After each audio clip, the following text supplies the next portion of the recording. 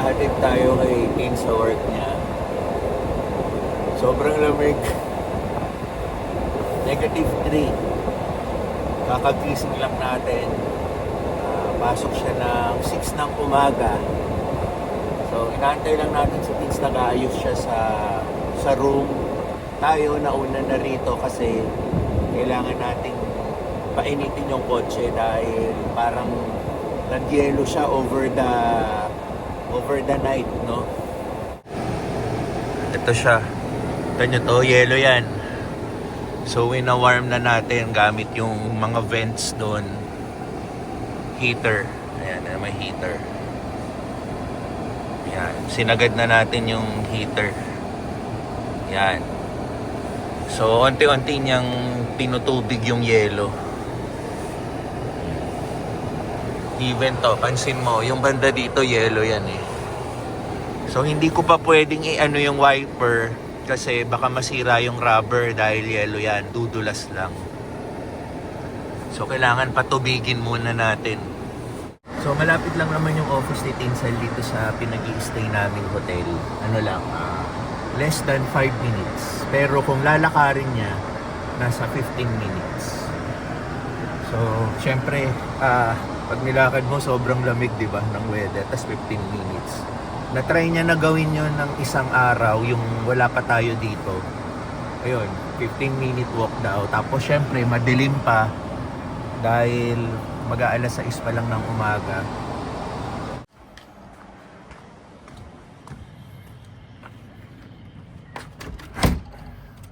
Medyo mahirap tong pintuan eh, sumasayad sa gilid, kaya kailangan diinan mo kasi pag ginanon mo lang baka bukas ba, pasukin kami. So 2 degrees ang ating weather. Susunduin natin si Tin sa trabaho niya.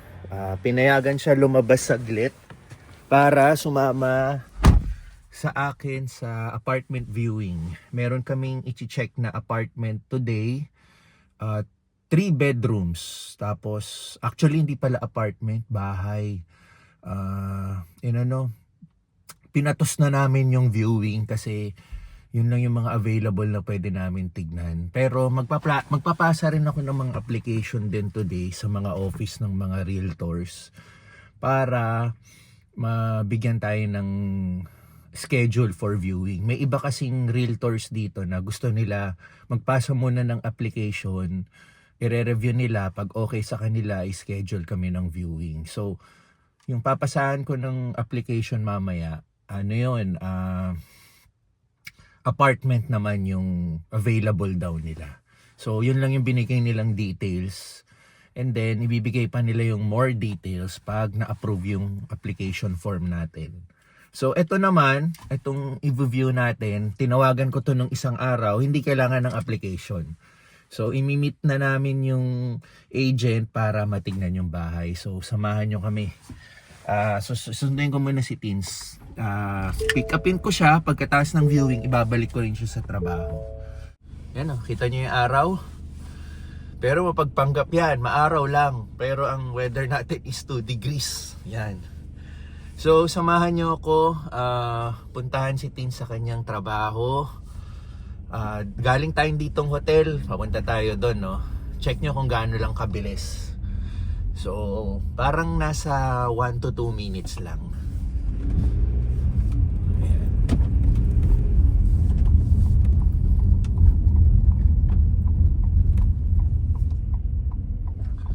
Okay, dito lang tayo sa maliit na kalye. Parang shortcut to eh, papunta sa trabaho niya.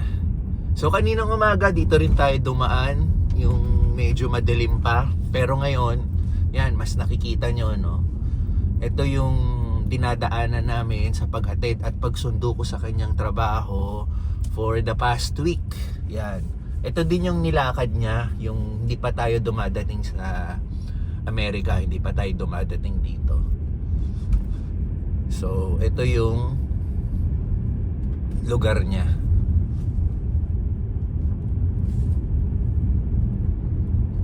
Ito yung mga puno, no? Mga walang leaves, no? Kasi dahil sa winter yung snow. Pero Pag naging spring yan or fall, yan, malalago na yan. Tapos ito, kita mo naman, factory. Yan, everyday ko nakikita yan na laging may usok dun sa dulo. So, itong mga nakapark na kotse sa tabi, siguro mga factory workers yan. So, ito na, malapit na tayo sa trabaho ni Teens. Check nyo na lang yung bandang kanan. Dito tayo. Yan, ito na.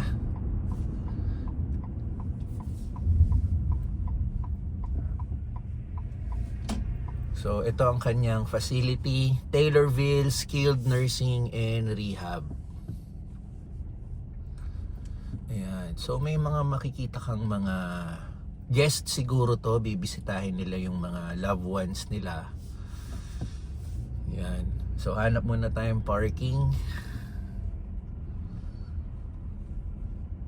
So, hanggang dito lang tayo.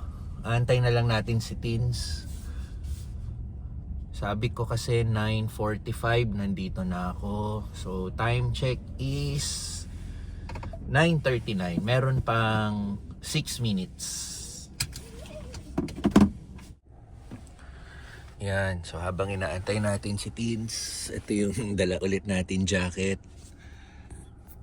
So ngayon mukhang gagamitin natin ito mamaya dahil 2 degrees lang. Kahapon yung pumunta ako sa Social Security Administration's office, hindi ko kinailangan ng jacket kasi ang weather nasa 9, 10, 11. Ang yabang, di ba? Pero ayun yung mga weather sa Baguio, di ba? Yung mga 10, 11, 12. Yan yung mga pinupunta ng turista sa Baguio. So yun, kaya ko yung mga ganong weather. Pero yung mga ganito, 2 degrees, kaya ko ng ganito pero ilang minuto lang tapos hahanapin ko na yung makapal na jacket. Ayun. So, ayun, yun na yung mga ginagawa natin so far today. Naglalaba-laba pa rin tayo ng damit. Mamaya, tatry kong mag-grocery ng kaunti kasi paubos na yung pagkain namin sa ref. So, higpit sinturon pa rin kami, budget. Hanggat ayun, hindi pa lumalabas yung social security number ko. Actually, waiting tayo doon, no? Ilang weeks din bago lumabas. So hopefully lumabas yung social security number ko bago ako bumalik panandalian sa Pilipinas. Kasi gusto kong mag-try mag part-time, yung mga flexible hours, no? Para kumita ng kaunti-unti at makatulong sa mga gastusin dito. So ngayon yung mga gastos namin, yung ipon namin, yung baon namin galing Pilipinas. Si Teens, nakaka-1 linggo pa lang sa trabaho. So ang swelduhan yata nila bi-weekly. So yun, wala, hindi pa siya nakakatanggap ng sweldo. Kaya lahat ng gastos namin, gasolina, pagkain, yung mga kailangan namin bilhin na gamit, mga basic, is yung mga naipon namin, yung mga baon namin galing Pilipinas. So, yun, tiis-tiis. Pero, ano naman to land of opportunity naman to Darating din tayo doon. Talagang kailangan matyaga lang tayo. Mag-antay. Yan. Okay, so, nandito na tayo. Si Teens umakyat na. Ito nga pala yung unang prospect namin dito sa taas. So ito yung neighborhood niya. Pakita ko na lang. Yan. Ito yung neighborhood niya. May mga bahay. Tapos may mga apartments din doon. So dito tayo nag-park. Tapos parang may additional street dito pero hindi sementado. Yan. So dito yung sementado. Tapos dito yung magiging house natin sa taas. So kailangan natin umakyat. Ang iniisip ko lang, pag may snow, kailangan malinis mo tong maayos dahil madulas. Yan. So ito, ang magiging number namin is 409. So again, ito yung magiging view. Ayan. So once we enter,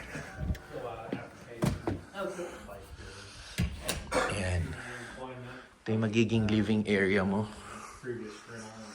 Andyan si Tins kausap yung ano. Hindi ko na lang isasama sa video yung ano, privacy niya. So ito parang lalagyanan ng mga gamit.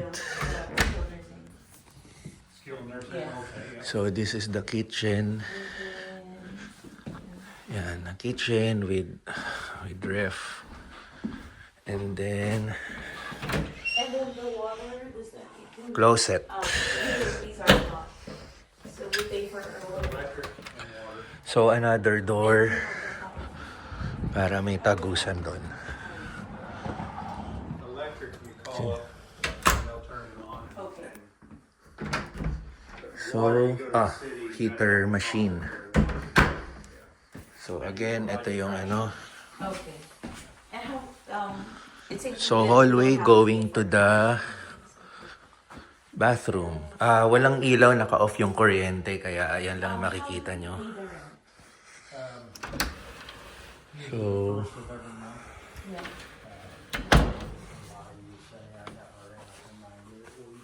okay, another bedroom. Another bedroom. And the master's bedroom, mas malaki. May closet. And then, ito. So, yun. Ito yung first house. Titingin pa kami ng other houses. Nahatid na natin si Tins pabalik sa kanyang trabaho. At nakapagpasa na rin tayo ng application sa isa pang real estate na office para makapag-schedule sila ng viewing. Para makakita pa kami ng iba pang options sa apartment or house hunting namin. So ngayon, yan, kita nyo, Coin Laundry. Dadaan lang tayo dito saglit kasi mag-i-inquire ako kung paano. First time tayong pupunta rito. At kahit nakapunta na ako ng Amerika dati, mga 11 plus years ago, hindi ko naman naranasan magpa-service ng ganito dahil nakatira tayo sa uncle ko, 'di ba? Tas meron naman silang sariling washing machine doon. So ito nga pala yung lugar natin. Yun yung Starbucks. Pagpunta mo ron, malapit na doon yung Walmart. Tapos ito, mga ibang establishments pa. Doon, papunta ulit sa lugar namin, doon sa may hotel. So, yun. Tatanong lang tayo kasi medyo dumadami na yung labahan namin na naiipon na kahit nag-handwash tayo. Pero malaking bagay yung pag-handwash namin kasi na-extend yung supposedly magpapalaundry tayo. Okay. Soap center. So ito, may bayad yung soap, 75 cents. Okay.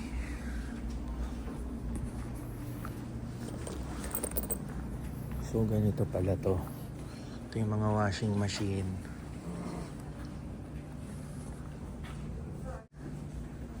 Ito, regular hot $3, deluxe $3.25, $3.50. Hot, cold. Okay, so hindi ko alam kung hot or cold ang ilalaban natin sa damit. I-research na lang natin. Tapos dryer. Coin laundry. So, maghuhulog ka ng coins. Okay.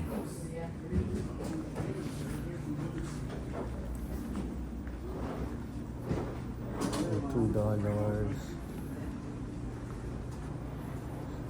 Sige, magtatanong na lang tayo. Hi there. Can I ask some questions? You bet. This is my first time here. Okay. We just moved in here in Taylorville, me and my Okay. wife. So, I would like to know how it works Okay. when we are going to wash our clothes. The laundromat stays open 24 hours, This is all 24 day and night. hours. Yeah. All right. Okay. The office closes at 9 p.m. Okay. Opens at 7 in the morning. Okay, 7 until 9. All right. It's a game room that stays till 9. Oh, game in the room. Back in the office if back if there. I bring my son, there's a game room. Gambling game. Oh, Yeah. okay. Okay. They got a claw machine for our little people. All right. Yeah. Gambling, no, not for my son. Sure. And we got like the smallest loads go in these. You know, I prefer front loaders. I think they wash better. Okay, you 450 means I have to put $4.50. So I do need to bring some coins, No? right? Okay. Oh, okay. We're gonna walk you around. All right, all right. Okay, so the machines use quarters or dollar coins. All right. Okay, this one gives only quarters. One's 5s, 10s, or 20s. All right. Okay, but it gives you all quarters. Quarters, okay. The blue one, it gives you a dollar coin.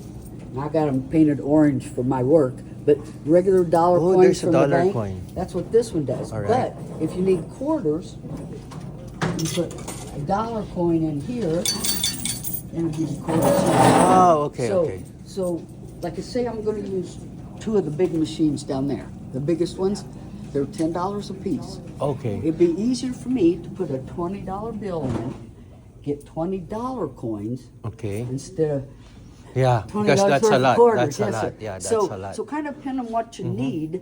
So okay? all of this is using coins, no paper bills. True. All right. True. All right. Now we can put bills in here. all right. okay. So they will change it. Sure. One's 5s, 10s, and 20s. Yeah. Okay. Got a bathroom down there.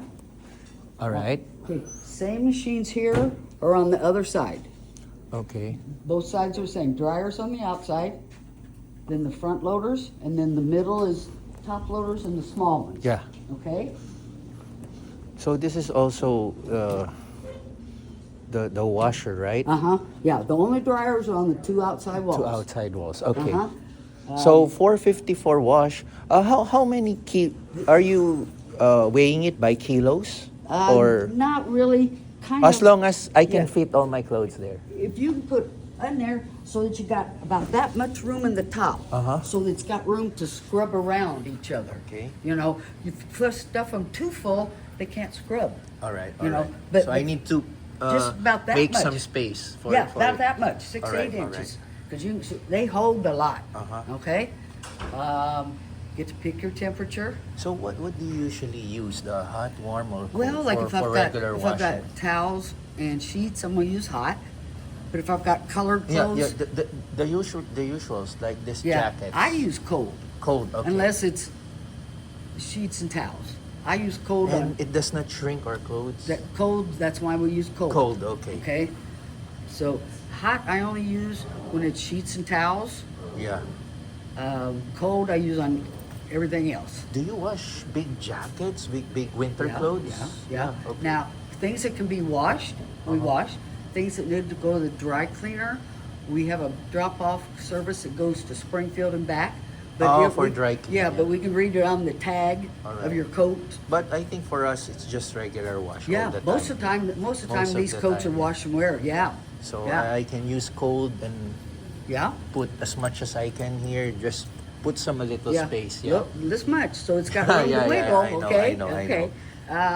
If you have grubby rugs or work clothes, we ask to use the two big silver ones. Okay. You know, okay. Oh no, work we don't clothes have or that. rugs Yeah, and we stuff. don't have that. But that's what that is. Say you put a mixed load in here and it's done, but you got a pair of sweatpants that are a little still wet, Okay. kind of wet. This little machine here just spins.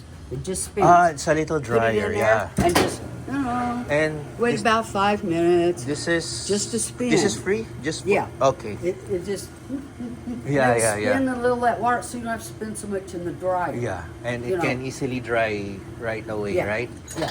So, but always leave the lid up because this automatically runs when it's down. Okay. So it's just a free spin if something's too wet. Okay. So for the dryer, I can use this, right? Oh, for sure. So- You take it out in the parking then- lot, load your stuff, bring it And in. put it in the dryer. Uh-huh. Same Yeah. applies with the dryer, right? I'll put coins again Yeah, yeah. for the dryer. Okay. These, we got what we call double stacks. These are smaller than the big ones. So if I will put my clothes there in the middle, what The middle's the dryers? same. Oh, okay, the Yeah. middle's okay. These are for smaller loads, you know, if you just Okay. got a few things. But yeah, these will hold a whole lot. And you Yeah. just put the coins in to pick Maybe the temperature. I'll ask again if I already bring my clothes here. But for now, I'm learning a little. Oh yeah, you can do it. It's easy, Yeah. really. And just pick the That's temperature, put your coins in, All right. push the button, push the start button. That's it. Okay. Yeah. Thank you. And how much is for the dryer? For the coins? Well, it depends on. Okay, so this is jeans and towels, so that might take maybe $1.50. Ah, okay. On medium. I don't know. $1.50. Kind of depends. So, for all in all, it's $4.50 It's around $6, right? For one Something wash. like that, Yeah. maybe. All right. All right. And if you Donna, need okay. Donna, yeah, if you need soap or dryer, Yeah. I also need soap. does quarters. All right. Pick what you want. So, for this kind of machine, how many? One. Just one. Oh, yeah. That Oh, will yeah. do. One, All right. yeah, yeah. Or I can bring my own, right? And you need change for that? Yes.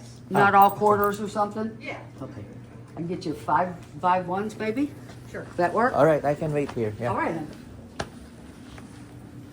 Okay, so may mga tatak naman si Downy, kung ano siya. May Clorox din, tas ito sabon. So ayan, medyo may idea na tayo. So overall, kung gagastos ka ng $6, tapos that's around 300 pesos pag i-convert mo sa ano, parang mas mura pa nga ito compare sa ginagawa namin sa Pilipinas. Nasa 400 pesos ang laundry namin. Gives you dollars, coins, or quarters. Okay. All right. Holler if you need me. Hi Donna, what about if I bring my own soap? Is that fine too? Sure. If Oh I yeah, do have that's my what own- most folks do. All right. Bring your own stuff, but if you don't, Is that the most cheaper one? Bringing my own? Or also this one? It's the same? No, cheaper bringing your big ones. Bringing your Yeah. big Oh yeah. All right. Oh yeah.